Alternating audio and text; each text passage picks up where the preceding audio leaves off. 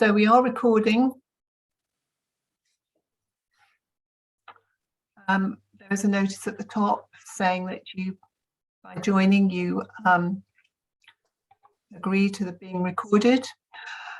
I'm going to hand over to Paul now. If you have any questions, please just put them in the chat, and I'll be monitoring that.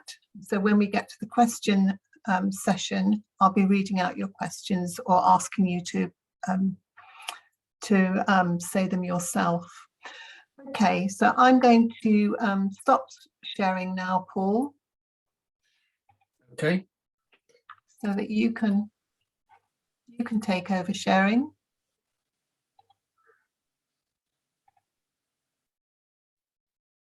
This is not going well, is it?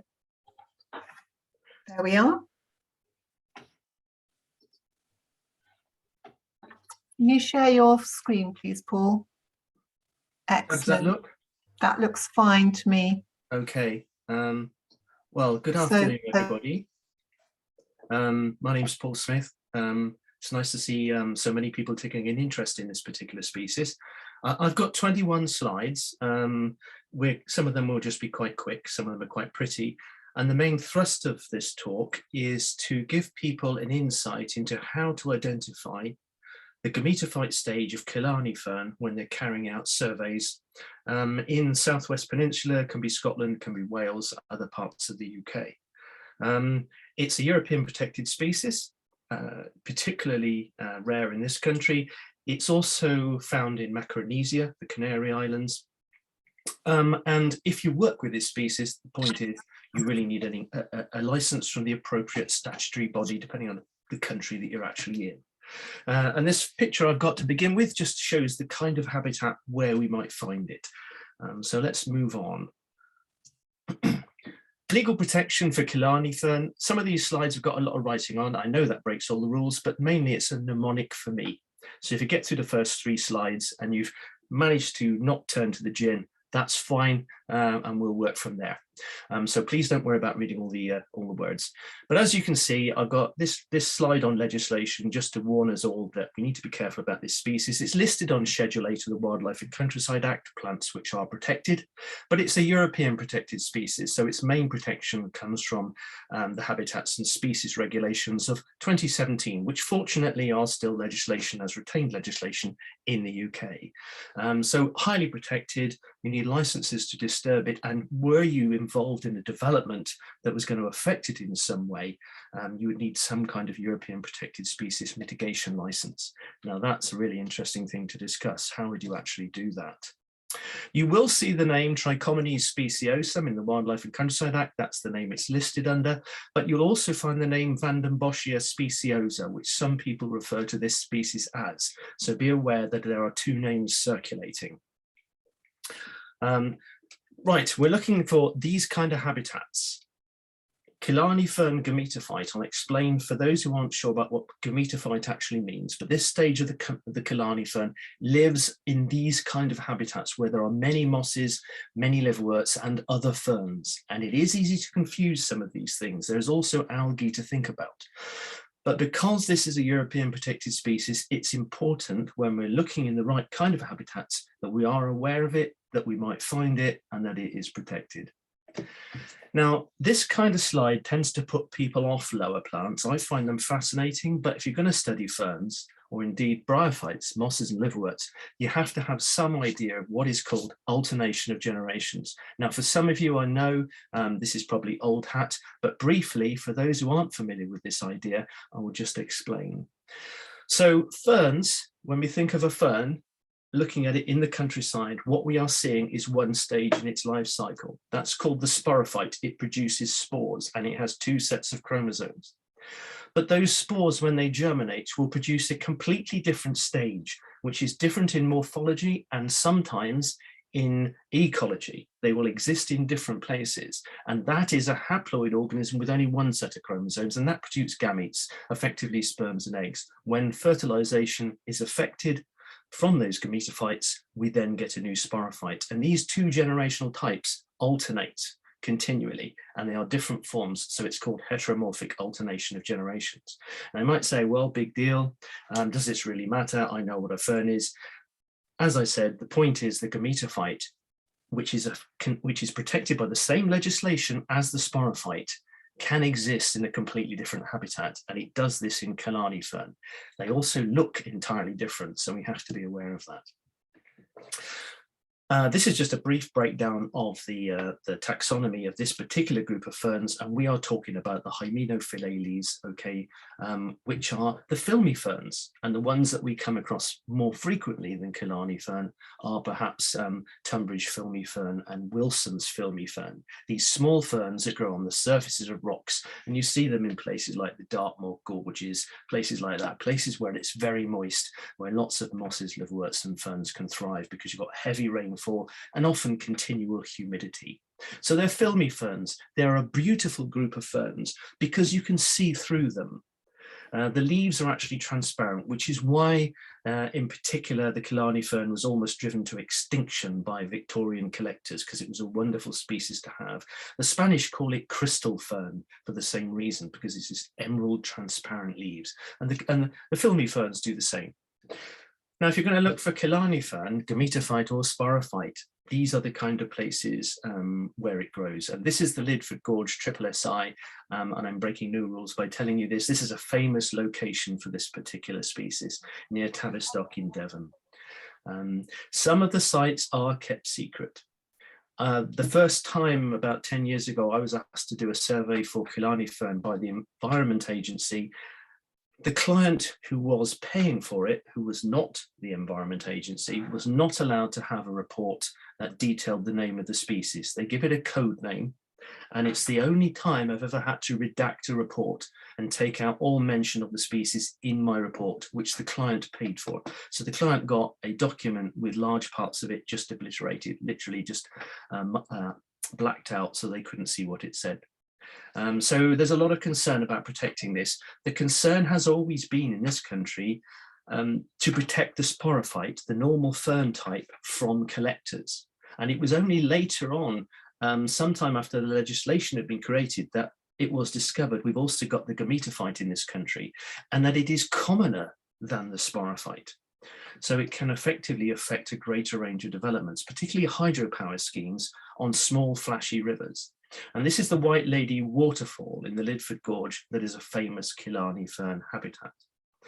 Now, if you're going to look for Killarney fern or get involved in Killarney fern surveys, you're going to spend a lot of time sticking your head into little crevices like this underneath this rock. And you can do this any time of year. I've had to do it in January, so it can be cold. You will get wet, and you spend a lot of time in this particular position. One Killarney fern survey that I did on Dartmoor, it was the coldest I've ever been. It was in January, and it took me about 3 months to warm up afterwards. So be prepared, okay? You need a torch. That's quite useful. You need a times 10 hand lens, preferably one with some kind of illumination in it and something to lie on, because you're going to spend a lot of time lying on the ground looking for this species. It's tiny. Now, this is the sporophyte. This is what we think of as a traditional fern, and this is what particularly legislation was originally designed for, to stop collectors taking this species. And this particular picture was taken in Tenerife, in a little gorge above a dry river, which is one of the kind of habitats where you can find this. And these are some pictures of the habitat where I found it there. Again, this had to be taken under license, again, in that particular case from the Cabildo de Tenerife. And as you can see, it grows amongst these kinds of rocks. Rumsey has described the habitat. You can find that in the literature. It likes acidic stones. It can grow behind waterfalls, not where it's being continually pummeled by water. Sometimes it can be quite almost like a dry habitat like this one, but it's densely shaded and there's enough humidity to keep it alive. But a very, very beautiful and transparent little fern. Now, this is the issue. This is the gametophyte, and that slide I've just noticed is completely mislabeled. That should say Killarney Fern Gametophyte. This is the Killarney Fern Gametophyte. I do apologise for why that slide's mislabeled. Anyway, as you see, it looks like green scouring pad. It looks like a lot of little wires. And you might think, well, surely that looks like filamentous algae. How would I tell it from filamentous algae, or indeed very fine mosses? And there are several characteristics that you can look for. If any of you remember what cellophane looked like as opposed to polythene, or if you think about the material that you sometimes get boiled sweets wrapped in, a kind of quite crinkly, quite crackly kind of transparent plastic, it seems to have that kind of quality about it. It's green. Unlike filamentous algae, it stands up by itself. But the interesting thing about the Killarney fern is it produces small reproductive propagules. And in that little white circle on the slide where I've put what to look for with a hand lens, you can see one of these, like a little T-shaped structure, a little stalk with a cross piece on it.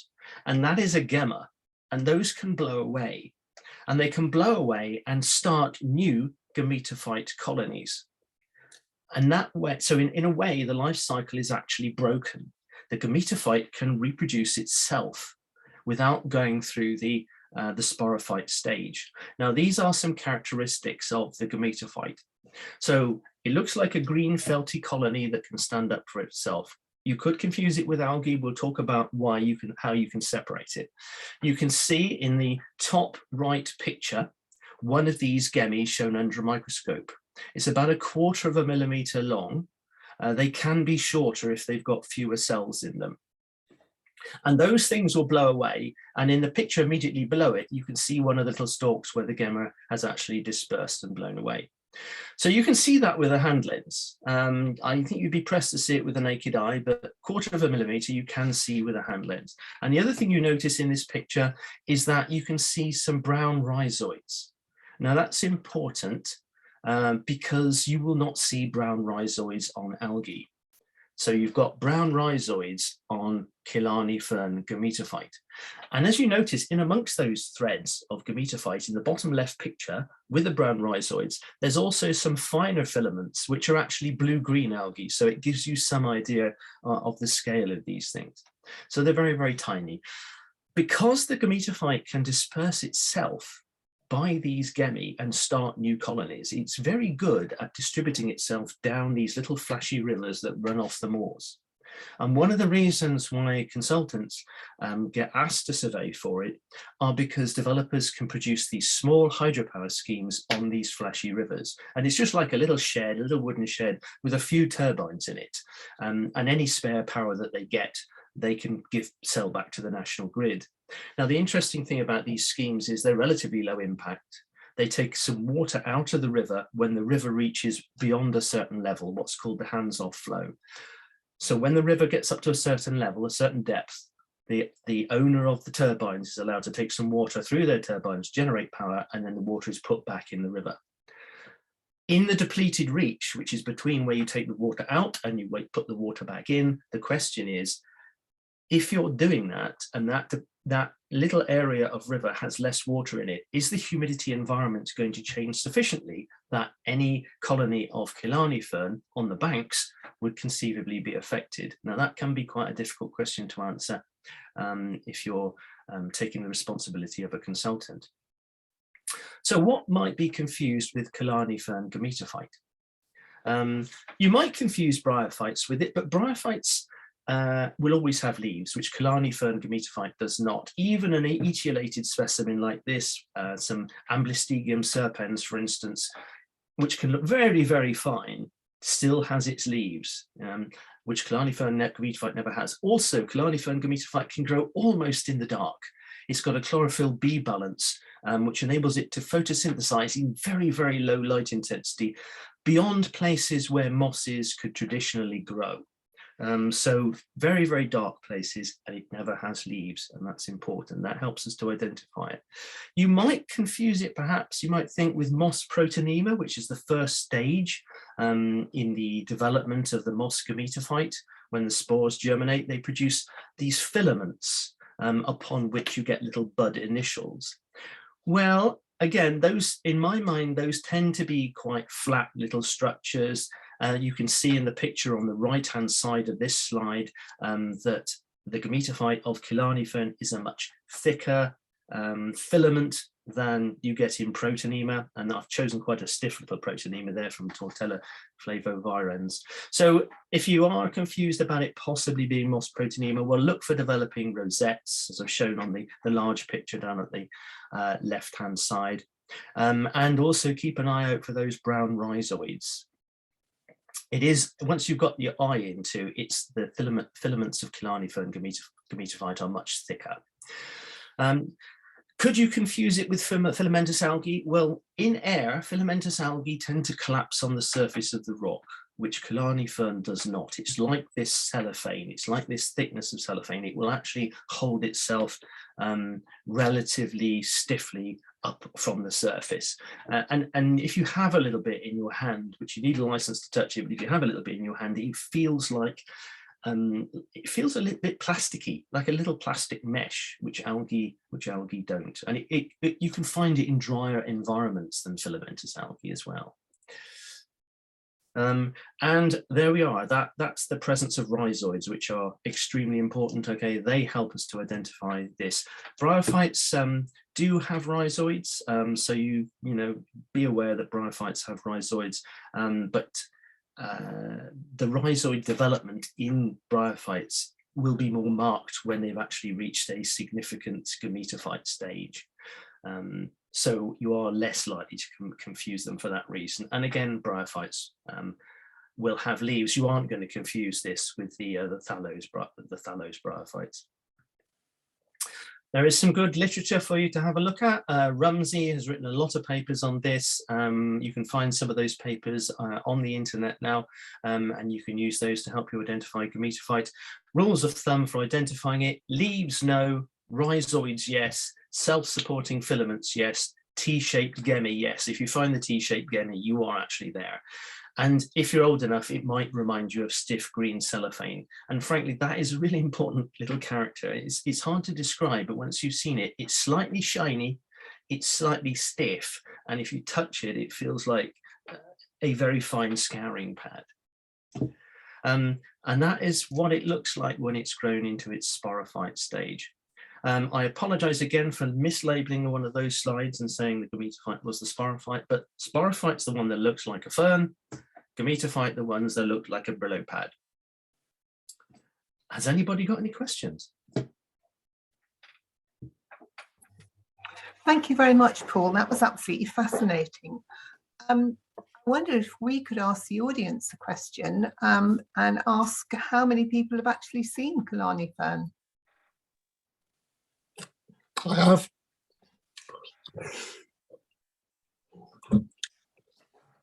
I've seen a few. Yeah, I have. Wales. Hi, Sharon. Hi, Paul. Yeah, I've seen it. So that's not too many. I think probably the thing is more people have seen it than are aware that they've seen it, because it grows. As I say, it will grow in crevices in rocks by streams, not always in the splash zone. It's usually further away, and sometimes the moisture it's benefiting from is actually seeping down the banks from either side rather than from the watercourse itself. That's a very strong impression I've got. Whether it would actually be affected by hydropower schemes that don't physically affect the actual place where it is, whether it could actually be affected by changes in humidity as a result of a depleted reach, for instance, between the intake and the outlet, is a difficult question to answer. Potentially it might be. And if you were in a situation where some kind of development method statement had to be devised to get a development license, this question then arises. How would you actually, could you translocate this species, for instance? People have grown it, they've grown the sporophyte in culture. The sporophyte is relatively easy to move, which is why it used to be stolen and it used to be taken into cultivation. What could you do with a gametophyte? That would be more of a challenge. I know people who have had it in a box and say it does continue to grow in the dark. So it clearly will, you know, it has some resilience to it. But I think developing a method statement for this species would be a real challenge. I would very much like to know if anyone has any experience in trying to grow the gametophyte on, because it's a species where we need to build up more information about its actual, the resilience of the various stages of its life cycle. We do have some questions coming up in the chat. Hold on, Paul. Yeah. First one from Hebe is, could you give us a scale on the, could you give us a scale on the sporophyte, please? Yes, that picture, I'm not sharing screen, am I now? I'll share screen, I'll come back. So this picture here, this shows this sporophyte. That the larger of those ferns would fit neatly just under your hand. So it gives you, so it's basically a large one would be about the size of a human hand, and many of them would be smaller.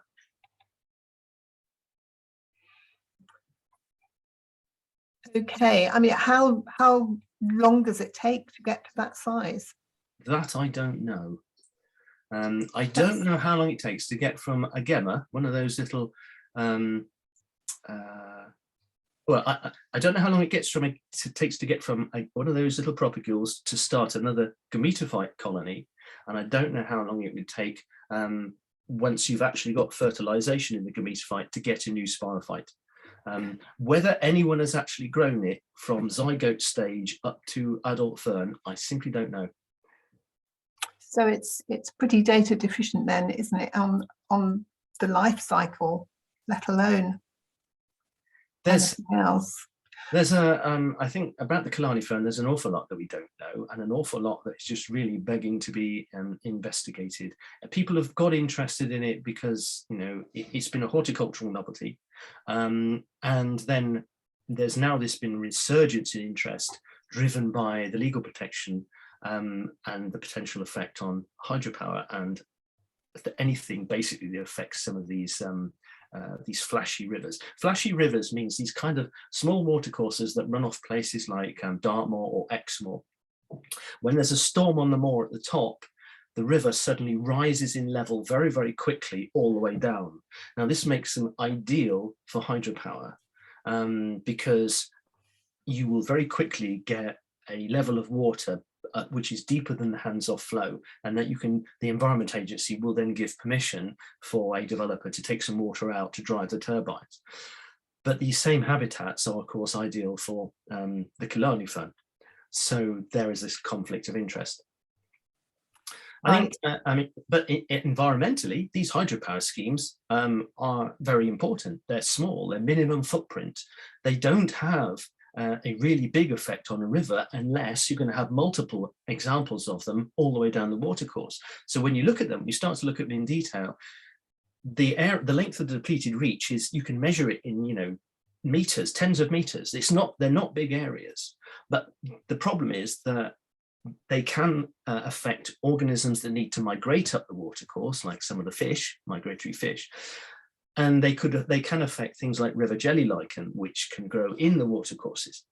So there are these interesting little problems arising associated with this, these ecological problems associated with these legally protected species that use those areas and need to either a maintained flow or water of the same temperature, water of the same quality, or humidity either side. We've got another question from James, who's asking, do you find it in urban areas? Killarney fern, the gametophyte. The distribution of Killarney Fern Gametophyte, so the sporophyte and the gametophyte have a similar distribution in the UK, but the gametophyte is more extensive. So if you look, for instance, at any of the atlases, so if you look at NBN Atlas, you'll find the sporophytes distributed in West Wales, Cornwall, Ireland, and West Scotland in the UK. The gametophyte is similar, but is more extensive, as I said, and it goes to the north of England and also to Kent. I'm not aware of any sites that are actually in an urban environment. All the places I've seen it have been on really kind of these remote, pristine little gorges. I'm not saying it doesn't occur in those environments, but I've not been aware of it. It's only been it's not been many years in this country since people realized we actually had the gametophyte, and I think people are learning more about its distribution now. It would be very, very easy to go and do an ecological survey of a river if you're not aware of this particular life form and just write it off as an irrelevant filamentous alga. you know, I'm not saying filamentous algae are irrelevant, but legislatively irrelevant in terms of will my client get prosecuted. So I think it's something that people are becoming more aware of and more concerned about. They don't want to actually miss it, because it's the sort of thing you need to think about even if you're just doing a phase 1 habitat survey. You know, you do a phase 1 habitat survey, you put some target notes in and people say, well, you know, you might have the following species in your place. Killarney fern is one of those species that needs to be thought about if you're in any of these little rivers that run off highland that are in a relatively clean and pristine condition. The other places I have found it, I have been associated with things like river jelly lichen, which of course is a Schedule 8. So that is my perspective of it. Very clean, very natural environments. But that's not to say it doesn't occur in an urban environment somewhere. I'm just not aware of it. We've got another question from Paul Rooney, which is asking what threats are there in terms of invasive plants and climate change? Yeah, well, in terms of climate change, I don't know. It might be one of those species that benefits from it in the short term, perhaps. You know, the Macaronesian, the species that have these UK Macaronesian distributions are often at the edge of their range here. So potentially it might be one of those species that benefits a bit from some warming. I can imagine it could easily be swamped out by dense growths of something like Himalayan balsam, if they occluded the one bit of light that the gametophyte is surviving from in a crevice where it grows. The picture that we've got there, can you still see that, the picture of the sporophyte? Is that still on screen? Yes, we can. That was growing in quite a dense piece of laurel forest. So it's actually quite dark in there.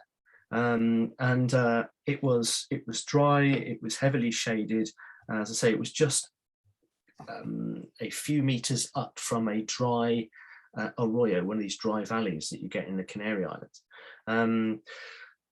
So it evidently can tolerate some shade, but I can imagine they could easily get swamped out by invasive herbaceous species.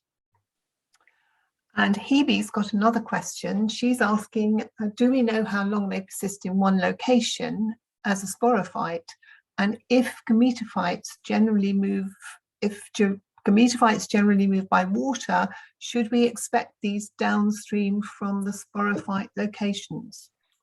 Relative dispersal of the gametophyte, whether it's by water or by air, I can't answer the question. I don't know the relative importance of the two. Certainly when you see some of the ones at the White Lady Falls, the gametophyte is nowhere near the water.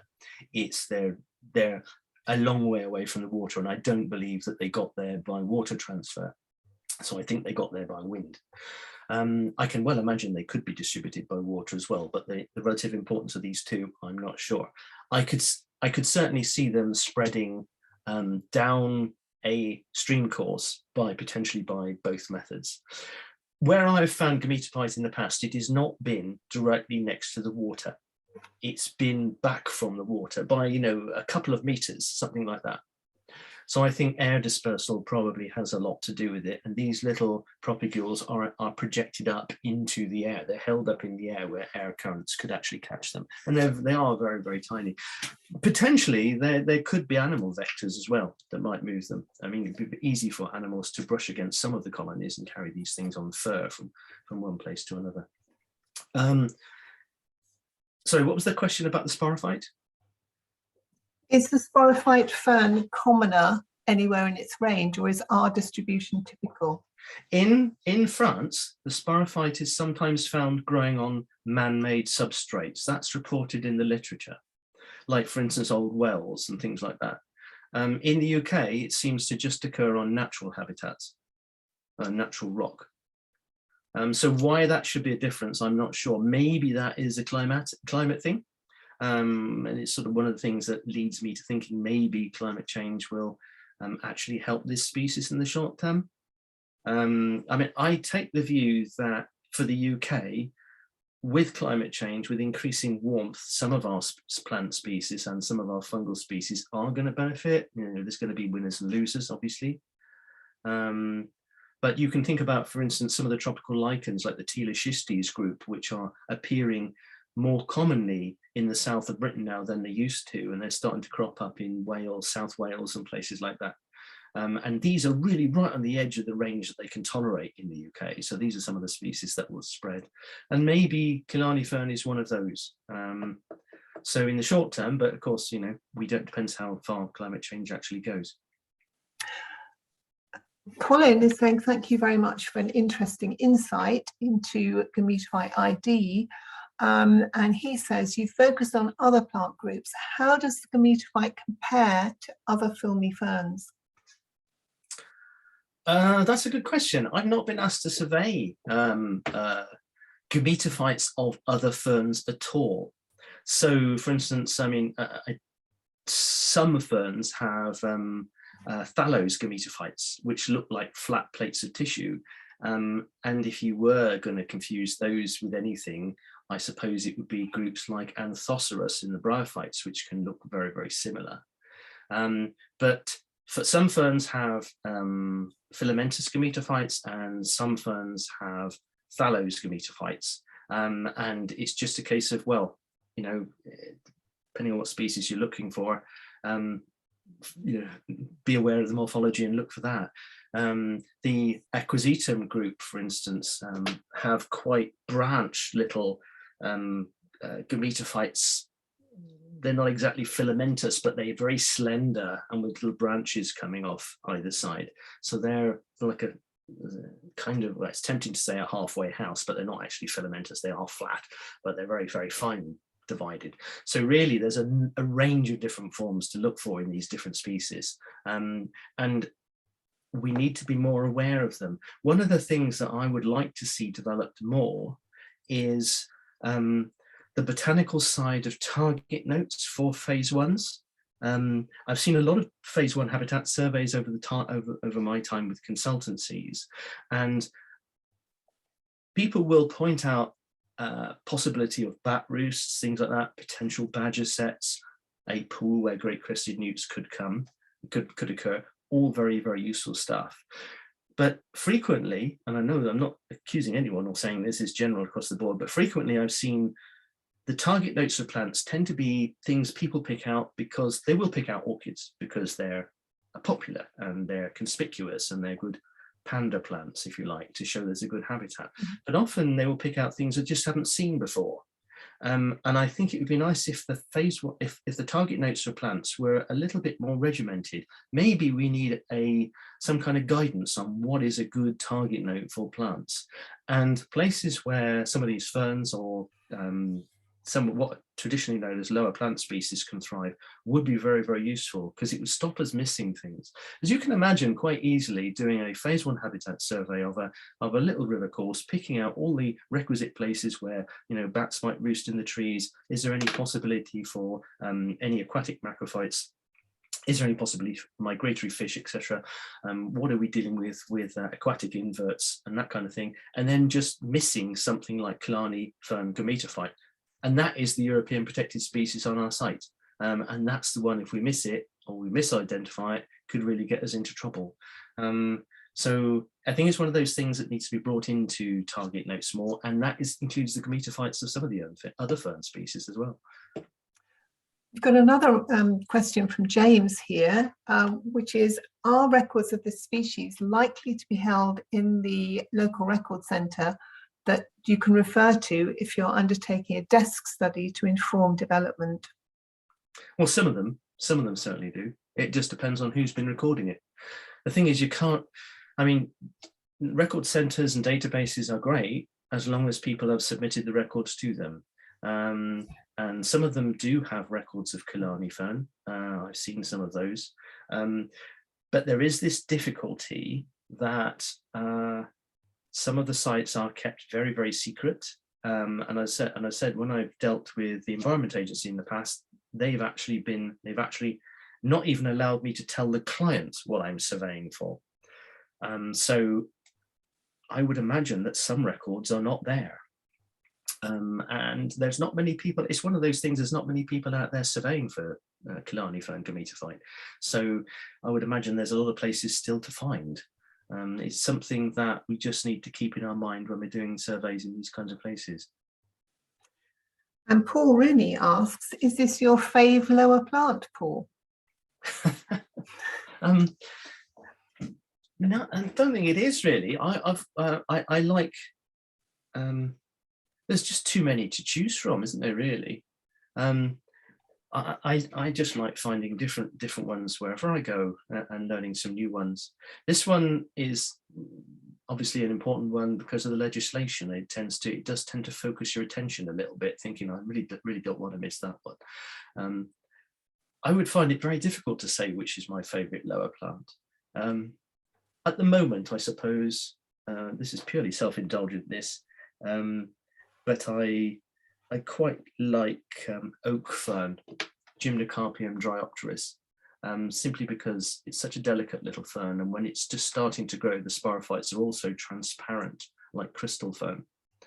But that's a beautiful little thing. You find it in the Forest of Dean. And Asa is commenting that she has found or was shown gametophytes in the city of Bristol, although it was in a fairly natural area. So that's just an interesting observation. Yeah, actually in the city itself. So would you like to turn your mic on and tell Paul? It's more a park along the river. But I think they were DNA sampled a few years ago. Right. But you think the habitat was a natural habitat, but within an urban site? Yeah, on a river corridor. Yeah, it's very easy to miss. Faces. I mean, you know, I when I first started to look at this, I was spending a lot of time thinking, am I looking at algae? Am I looking at whatever? You know, and then suddenly, after a little while, you get your eye in and you can see it. But when you have to go and survey it, as I say, it's great. It's rather like looking a needle in a haystack, because these are quite complicated environments often. There can be rocks everywhere. There are some of the basic problems are that it can be wet, it can be cold, you've got to lie on the ground, you've got to look under rock faces, you've got to look in crevices, you need your torch with you. Some of the crevices are quite small. It's very easy to miss, and you're looking for something very, very tiny. So you can be surveying perhaps, you know, a kilometre of waterway, and you're using a hand lens for something that really needs a hand lens to confirm its presence. You've got to find these little gemi. So it's challenging. And I would imagine that there's lots of places where it has, you know, it's not been found and it's just lurking there, waiting for someone to discover it. Interesting. Paul Rooney says, what about water quality issues for this species? And what about the preferred rock substrate? Yeah, in the literature that I've read, it says the preferred rock substrate is generally acidic rocks, not calcareous rocks. That certainly ties in with where I've seen it. So I've seen it in volcanic rocks in the Canary Islands and acidic rocks in the Southwest Peninsula, and those are the habitats that I'm familiar with.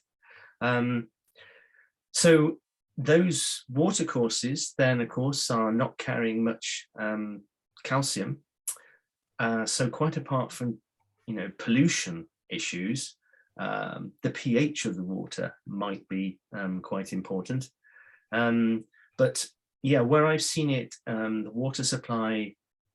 So one of the jobs that I had was to look at whether it was going to be affected by a particular hydropower scheme. And the conclusion I was able to come to in that case was where it was growing, it was very unlikely to be affected by any depletion of water in the actual reach of river affected, because the moisture that was feeding the colony was coming from the sides. It was seeping down towards the watercourse rather than coming from the watercourse itself. If that water that was seeping in was contaminated in some way, I could imagine it could quite easily eradicate a colony quite quickly. But it's not just pollution, it's just, you know, it could be just something as simple as a pH change. I do find that in some of the books on ferns in the UK, even quite well-known species, some species are said to be very intolerant of any form of lime enrichment or vice versa. And I grow quite a lot of ferns, and sometimes I find that the books aren't always right. There are some quite common statements made that have been copied from field guide to field guide about habitat requirements in some species. And if you start growing them yourself, you start to question it.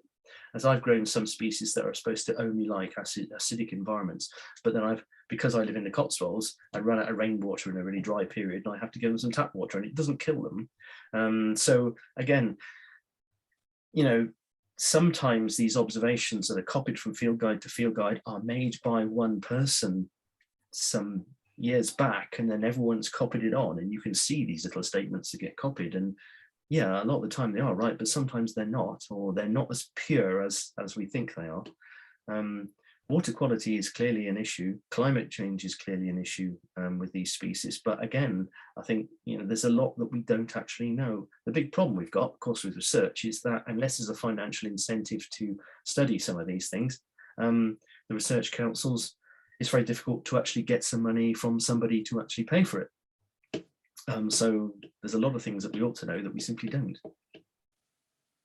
And there's another question coming on the tail of that group of questions, which is, could you give some insight on the legal position of deliberately photographing this species? Well, I took the precaution of getting myself licenses from Natural England and the Cabildo de Tenerife before I photographed anything, and a stipulation in my license that I got was it was a scientific and educational license in the UK, and it said that I needed a license to photograph it. So that's what I do. It's worth, I think, just speaking to the organisations concerned, because as you know, you get these regional differences in the way people look on some of these things. In Tenerife, I needed a license just to actually go to the place where it was, let alone to photograph it. So I, didn't want to get in trouble there. So I spent a lot of time making sure that all my paperwork was in order. So I tell students, because I have a few dried samples of this, okay, you need a license to photograph it, so please don't photograph it, but I can show you this because I was licensed to collect it. I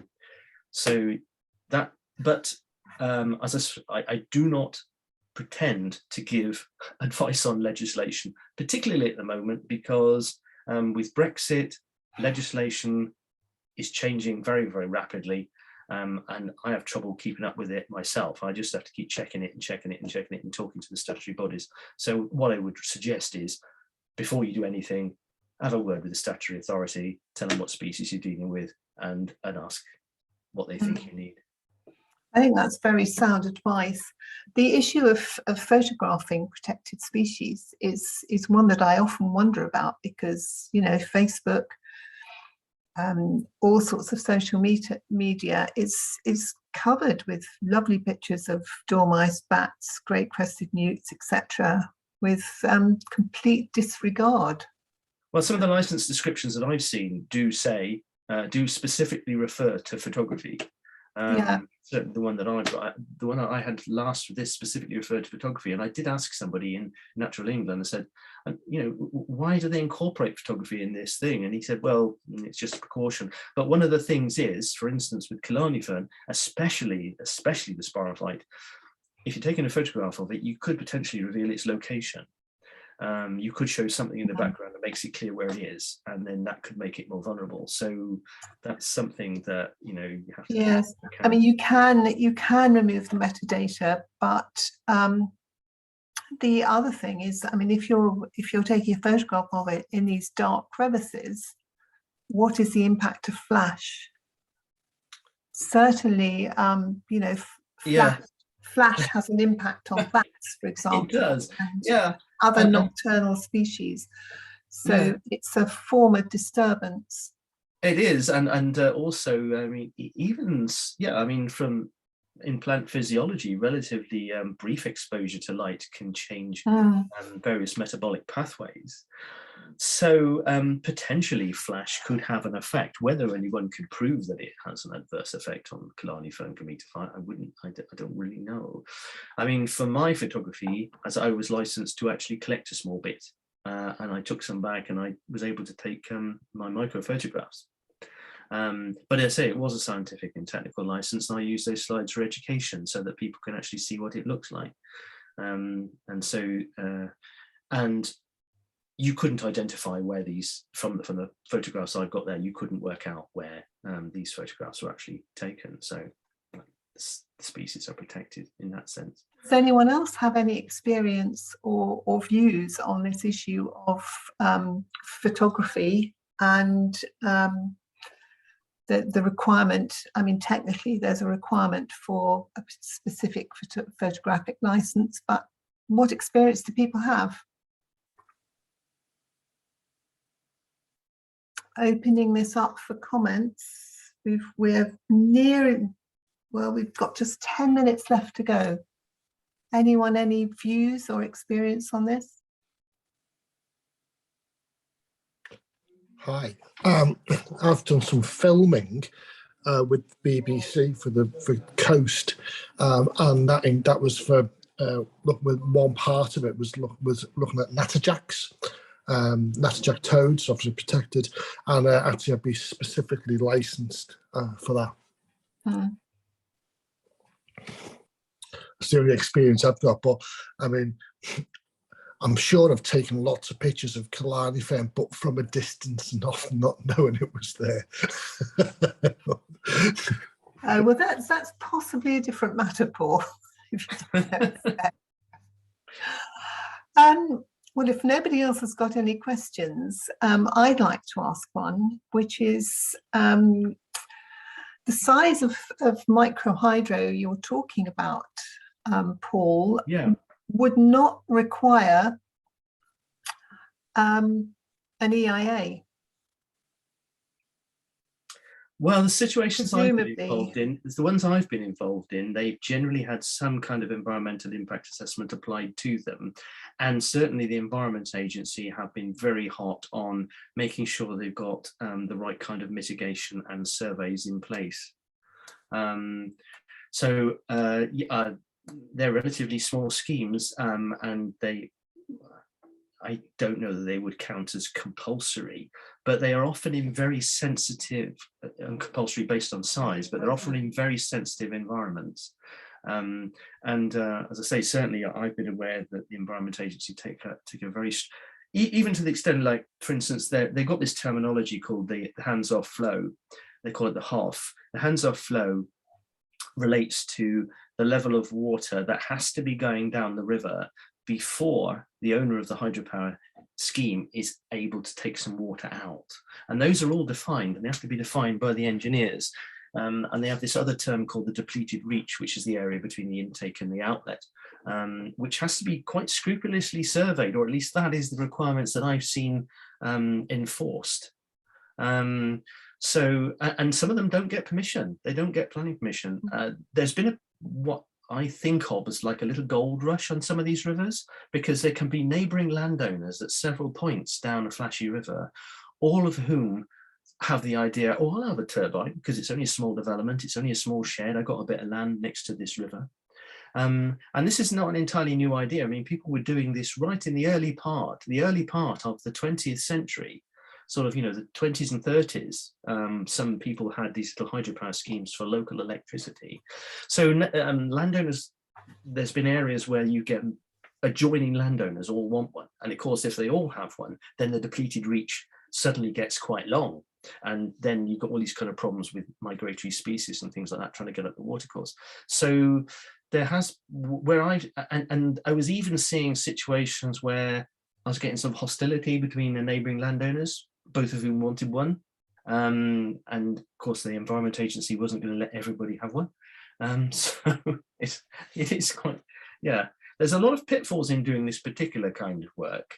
And of course, at its simplest level, you have to remember that under the Wildlife and Countryside Act, if you uproot plants without the landowner's permission, you are effectively contravening the act, because plants are protected by law of property.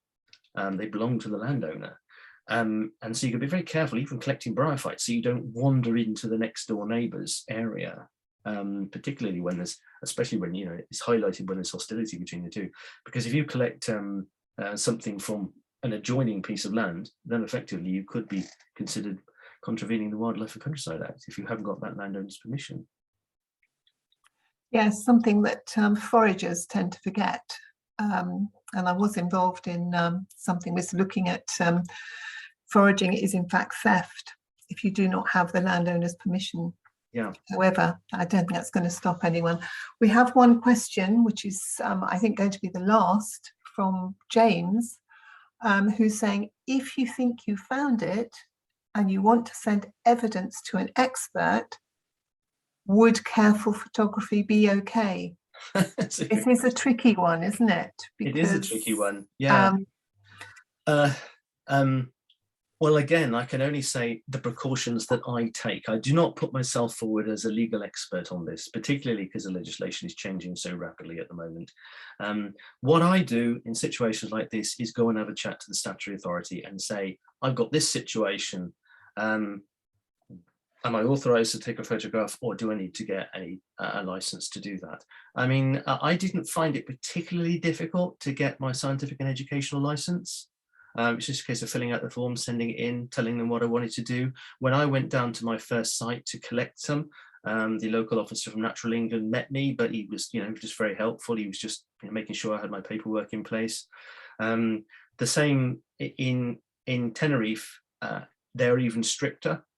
They make spot checks on people who look like they're doing anything ecological or even geological. If you're moving soil or plants around, they have guys who drive around in jeeps who will suddenly turn up and demand to see your paperwork. And I've known this happen. So I cover myself. If you have that situation, if you've got that situation where you think you might have some, then I would just have a word with the local Natural England guy or gal, whoever it is, and say, this is a situation, what would you recommend? And if it's about getting a license, well, as I say, I didn't find it that difficult to get one. And then you're covered. And always useful to get their response in writing. Yeah, email's great for that. Yeah, just to cover your back. But I found them very helpful. And when I actually sent in my application, the guy in the processing office said, "Oh, we don't get these very often. That's interesting." So they were quite sort of friendly about it. But particularly if you're just trying to confirm something rather than actually collect it, because the last thing you would want is, don't forget, European protected species is not just UK. This is internationally important. So the last thing you want is to get into trouble over one of those, somebody saying you've disturbed it or something, which you could be accused of. As Debbie said, how do you know that just a flash is not actually going to affect its physiology in some way? It would be difficult to prove, and it's probably unlikely. But the gametophyte does have a very strange chlorophyll balance and can live in very, very dark conditions. And chlorophyll can be bleached. I mean, I think that would be an outside risk, but you never know whether someone might accuse you of that. And it's not just about what the actual biology is, it's just dotting your I's and crossing your T's so that you don't get in trouble with someone who's having a bad day, as it were. Maybe that's a bit cynical of me, but I just like to be on the safe side. side. Okay, well, it's very nearly time to finish. So I just need to remind you that we do have an academic special interest discussion meeting like this on the third Thursday of every month in term time. So we'll be starting up again in September, and we've got some really exciting speakers lined up for the autumn term. If you just select ASIG in your preferences in your membership, or if you're a non-member, just look out for the newsletter, which you should be getting because you signed up to this meeting. The Academic Special Interest Group is open to non-members just as much as members of SIEM. And the newsletter will be coming out right at the beginning of September, and we'll have the listings. The question I wanted to ask, but which we don't have time for, is how on earth do you quote for doing a Killarney Fern survey when you're going to be basically crawling along a riverbank, both sides presumably, with a torch and a hand lens? Sounds like a complete nightmare. Yeah, that sums it up really. Yes, that sums it up. Not easy. Lots of caveats is the answer. Yes, yes. Okay, well, thank you very much for everyone for attending. Recording of this will be available, and you will be sent a link to it when it goes onto the sign site somewhere. We do put that in the newsletter where the links are. I'm going to stop recording now and say thank you very much, Paul. That was fascinating. Thank you. Thanks very much. And thanks for so many people taking an interest in this species, because I think, you know, it's something we really need to start to become aware of.